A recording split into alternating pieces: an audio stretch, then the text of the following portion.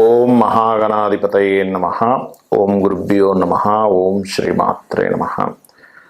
పరమేశ్వర స్వరూపమైనటువంటి జ్యోతిష, వాస్తు మరియు ఇతర అనేకమైనటువంటి శాస్త్రములను మనకు అందించినటువంటి మహర్షులకి నమస్కారం. హయగ్రీవ హయగ్రీవ హయగ్రీవేతియో వదేత్ తస్య నిస్సరతే వాణి జహ్నుకన్యా ప్రవాహవత్.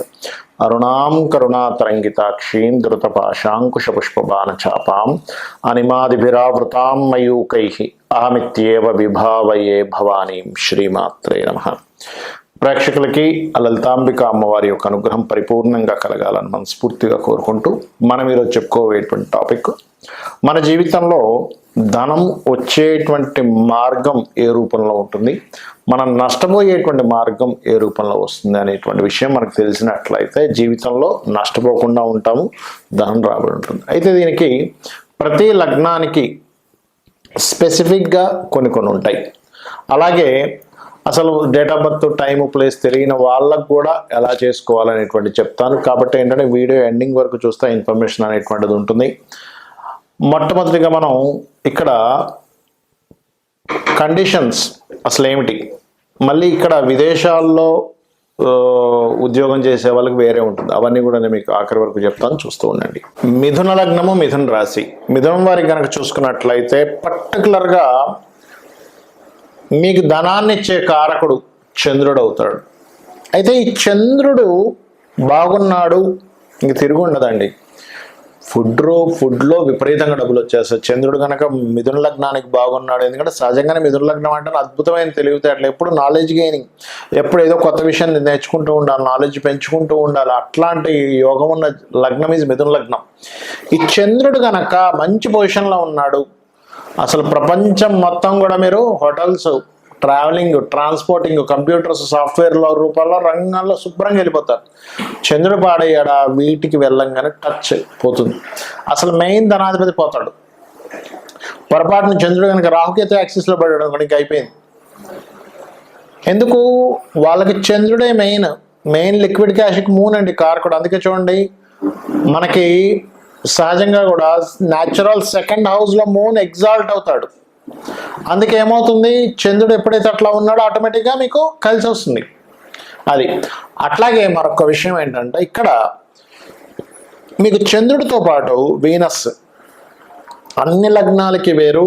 వీనస్ మిథున లగ్నం దగ్గరికి వచ్చేసరికి వేరే అవుతుంది. ఎందుకు? పంచమాధిపతి ఆయనే, వ్యయాధిపతి ఆయనే.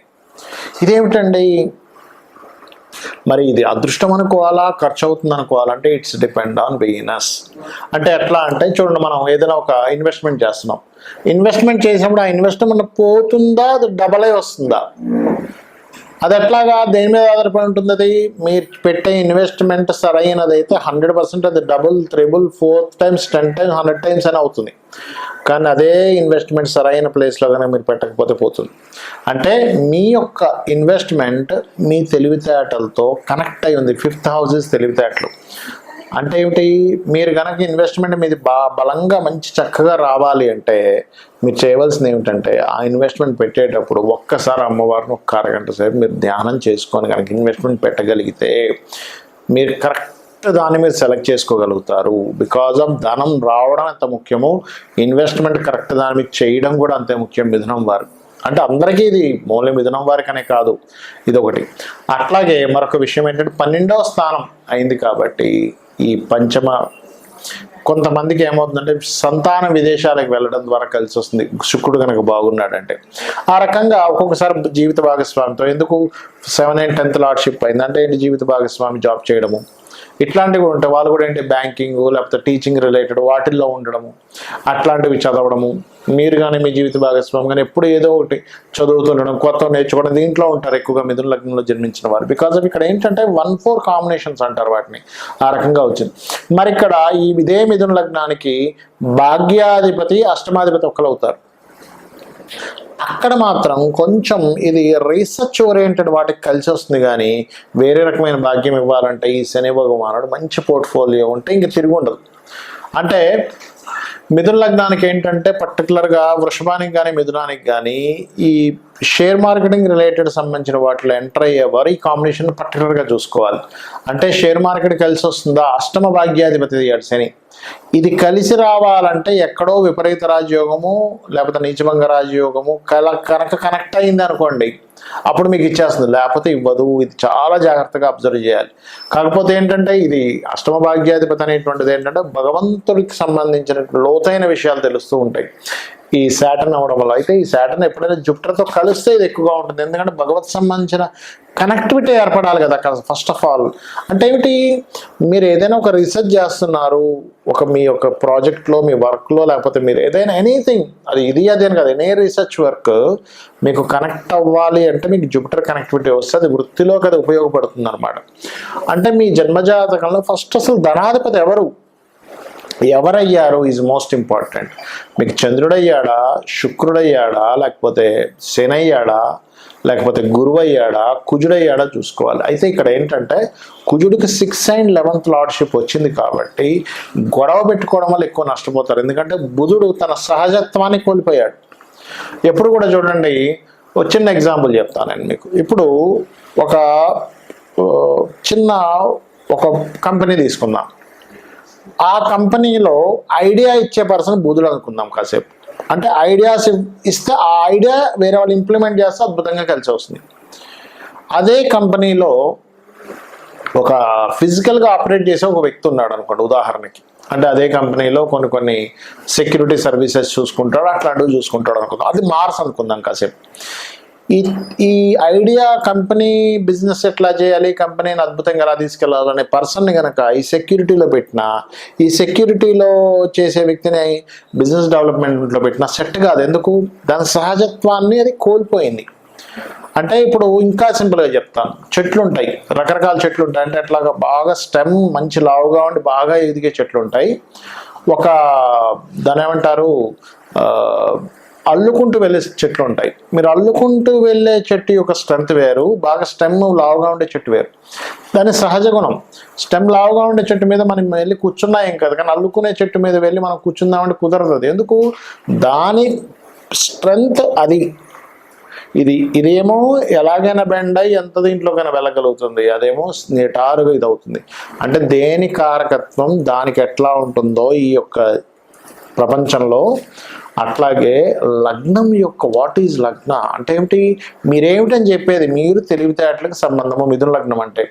ఆ తెలివిగా లాజికల్గానే వెళ్ళాలి, కానీ గొడవ పెట్టుకున్నారా అయిపోయింది, క్లోజ్. ఎందుకు, దాని అసలు కారకత్వం కోల్పోయింది లగ్నం. అది మెయిన్గా చూసుకోవాలి. అట్లా ఒక్కొక్క లగ్నానికి, మేష లగ్నం అనుకున్నాం స్టార్టింగ్, ఏంటంటే వాళ్ళు ఏమిటి ఎమోషన్గా ఉంటేనే వాళ్ళకి ఇది. వృషభ లగ్నం ఓపిక్గా ఉంటేనే వాళ్ళకి అంతా. మిథున లగ్నం తెలివితేటలుగా ఉంటేనే గొడవలు జరిగిపోయారా అయిపోయింది, క్లోజ్. ఇక్కడ మీరు చూసుకోవాలి, అది మెయిన్గా గుర్తుపెట్టుకోవాల్సిన అంశం.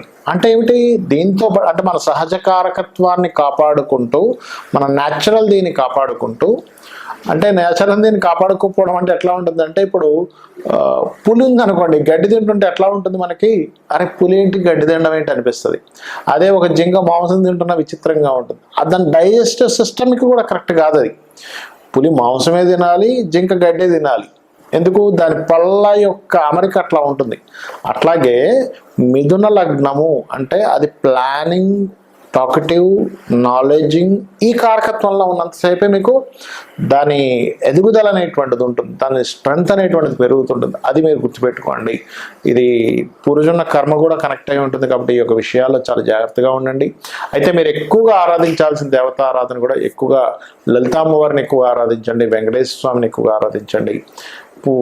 అన్ని విధాలా బాగుంటుంది. ఇక్కడ ముఖ్యంగా మీకు నేను చెప్పాను, ధనాధిపతి ఒక గ్రహంతో కనెక్ట్ అయినప్పుడు దాని మూలంగా డబ్బులు వస్తాయి. అంటే చిన్న ఎగ్జాంపుల్ చెప్తాను చూడండి. ధనాధిపతి రవితో కనెక్ట్ అయ్యాడు, అప్పుడు మీరు ఏం చేయాలి, రవి బాగున్నాడా, ఆటోమేటిక్గా మీరు మెడికల్ రిలేటెడ్ వాటిల్లో వెళ్ళిపోతే బాగా వస్తాయి డబ్బులు. అది ఆరోగ్యాన్ని ఇచ్చే ఏదైనా సరే.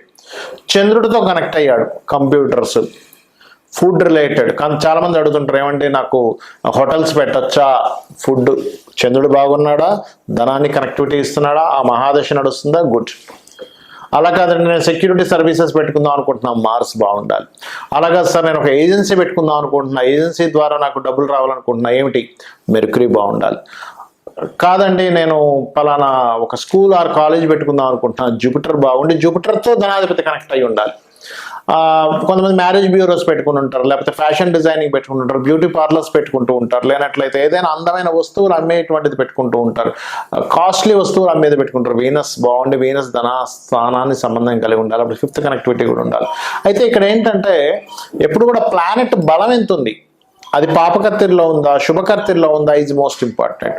కొంతమంది ఏం చేస్తారు, కన్సల్టెన్సీ సెంటర్స్ పెట్టుకుంటారు, అంటే వీళ్ళు జాబులు ఇప్పిస్తూ వాళ్ళు అందులో కొంత కమిషన్ తీసుకుంటారు. అలాంటప్పుడు సాటర్న్ బాగుండాలి. రాహు ఉన్నాడు అనుకోండి, ఉదాహరణకి రాహు ఏంటి, విదేశాలకు వెళ్ళి ధనం సంపాదించడము, అట్లా కొంతమంది ఆధ్యాత్మికమైనటువంటి చింతన, పూజలు చేస్తూ పౌరహిత్యంలో ఉంటారు. అప్పుడు కేతువు వాళ్ళకి బలంగా ధనయోగాన్ని ఇవ్వడం, కేతువు గురువు ఇద్దరు కలిసి ధనయోగాన్ని అద్భుతంగా ఉంటుంది. అంటే ఇక్కడ ఏమిటంటే ఒకటి గుర్తుపెట్టుకోండి, ఈ కాంబినేషన్ ఏదైతే ఉందో ఈ కాంబినేషన్ రిజల్ట్ మీద ఆధారపడి ఉంటుంది. అలాగే 12వ స్థానాధిపతి కూడా పాడైతే ఇక్కడ నేను మీకు ఏం చెప్పాను, ఖర్చులు ఆ రూపంలో అవుతాయని చెప్పాను. ఇప్పుడు మనకి ఖర్చులు వేస్టేజ్ అయిపోతాయా బాగొస్తాయా అంటే ఈ 12వ అధిపతి బాగుండడం లేదా 12వ అధిపతి పాడైపోవడం. సేమ్ ప్యాటర్న్ మీరు ఏం చేయాలి, 12వ అధిపతి కనుక రవితో ఉండి పాడైపోయాడు అంటే మీరు తండ్రి యొక్క బాధ్యతలు మీ మీద పడడం వల్ల, తండ్రి సరిగ్గా స్టెబిలిటీ లేకపోవడం వల్ల మీరు ఆ బాధ్యతలకు ఖర్చు పెట్టేస్తుంటారు మీ డబ్బులని. అలా కాదండి, నాకు 12వ స్థానాధిపతి కొంతమందికి ఎట్లా ఉంటుందంటే వ్యసనాల్లోకి వెళ్ళిపోతారు. అంటే అట్లాగా రకరకాల డ్రింకింగ్ హ్యాబిట్స్ అని, లేకపోతే అటు ఇటు పిచ్చి పిచ్చిగా ఖర్చు పెట్టేసేయడం కానివ్వండి, రకరకాల హ్యాబిట్స్ ఉంటాయి. ఇవాళ రేపు మీకు తెలియని విషయం కదా, దాన్ని నేను చెప్పక్కర్లేదు ప్రత్యేకంగా. అట్లా ఆ రకంగా అయిపోతూ ఉంటుంది.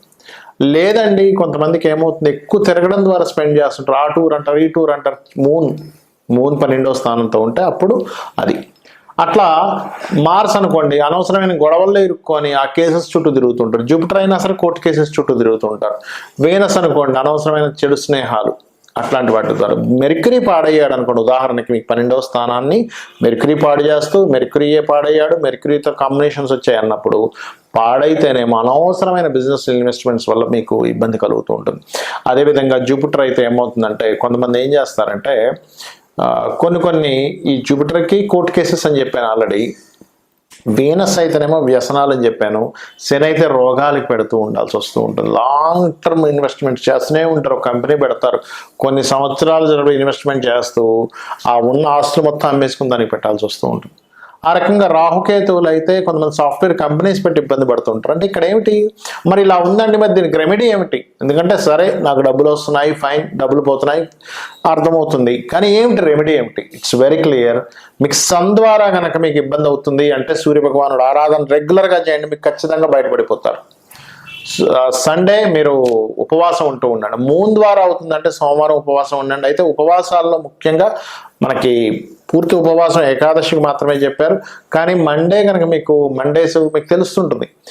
మండేస్ ఎక్కువగా ఇబ్బంది వస్తుంది నాకు, ఎందుకంటే జాతకం లేదు. సండేసే నేను ఎక్కువ ఇబ్బంది పడుతున్నాను. సన్ నక్షత్రాల్లో అంటే ఏంటి, కృత్తిక ఉత్తరాషాఢ నక్షత్రాలు ఎక్కువగా అవుతుంది అన్నప్పుడు మీరు సండేస్ ఉపవాసం ఉండాలి, సూర్య నమస్కారాలు చేస్తూ ఉండాలి. చంద్రుడి ద్వారా వస్తుంది, సోమవారాల్లో నాకు ఎక్కువ నష్టం జరుగుతుంది, ఎందుకంటే ఇక్కడ జాతకం లేని వాళ్ళకు కూడా చెప్తాను అన్నాను నేను మీకు.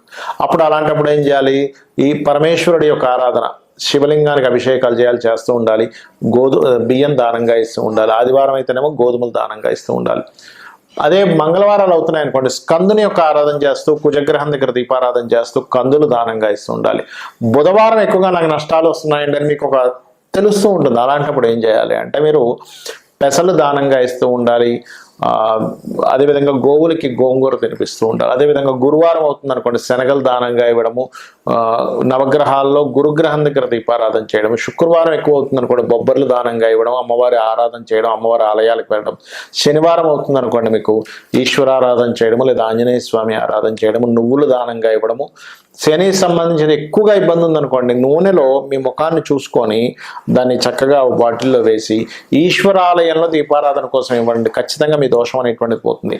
రాహుకేతువులు అయితే రాహుకేతువుల దగ్గర దీపారాధన చేస్తూ గణపతి మరియు దుర్గాదేవి యొక్క ఆరాధన చేస్తూ ఉండాలి. ఇలా గనక చేసినట్లయితే మీరు 100% ఖర్చుల నుంచి బయటపడతారు, సంపాదన అనేటువంటిది పెరుగుతుంది. అయితే ఇక్కడ ఏంటంటే ఒక మంత్రం బలంగా మీరు కనుక చేయగలిగితే, ఒకవేళ అప్పులున్నాయి, ఓం అపర్ణాయే నమః. అదేవిధంగా ఓం సంపత్కరీ సమారూఢ సింధుర వ్రజ సేవితాయ నమః. ఖచ్చితంగా మీకు ఫైనాన్షియల్ గ్రోత్ పెరుగుతుంది. దీంతో పాటు ఇంకా వీలైతే కనుక ఓం ధర్మాధ్యక్ష ధనాధ్యక్ష ధనధాన్య వివర్ధనీయ నమః. ఇవి చేసుకుంటూ మీరు ఒకవేళ నేను బిజినెస్ లైన్స్లో ఉన్నానండి, బిజినెస్ ఎదుగుదల కావాలి అనుకునేటువంటి వారు ఓం ఇంద్రగోప పరిక్షిప్త స్మరతూనా భజంగికాయ నమః అనేటువంటి మంత్రం కనుక చేసుకున్నట్లయితే 100% మీరు సక్సెస్ అయి తీరుతారు, సక్సెస్ని మీరు పొందుతారు.